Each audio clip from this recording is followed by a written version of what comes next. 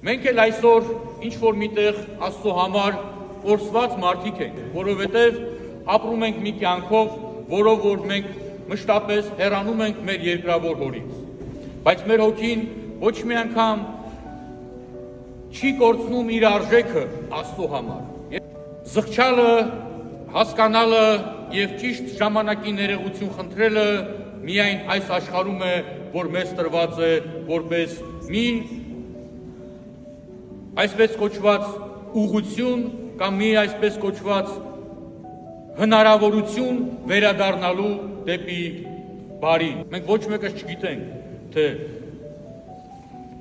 այսօր գիշերը կքնենք և վաղը առավոտը ինչպիսին կարթնանանք։ Ամեն ինչը Աստծո ձեռքին։ Եվ ինչ է մեզ մնում այսօր անել։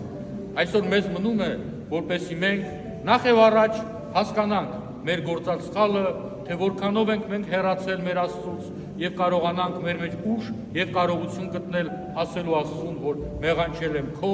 եւ երկնքի առջեւ։ Եվ եկեք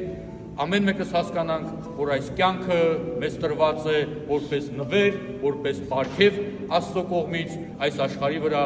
եւ վաղը մյուս օրը, երբ որ Աստծո առջեւ կանգնենք, լինենք մաքուր, լինենք անարատ եւ լինենք Աստծո համար սիրելի որդիներ եւ սիրելի զավակներ։ Օրհնյալ Լուրջ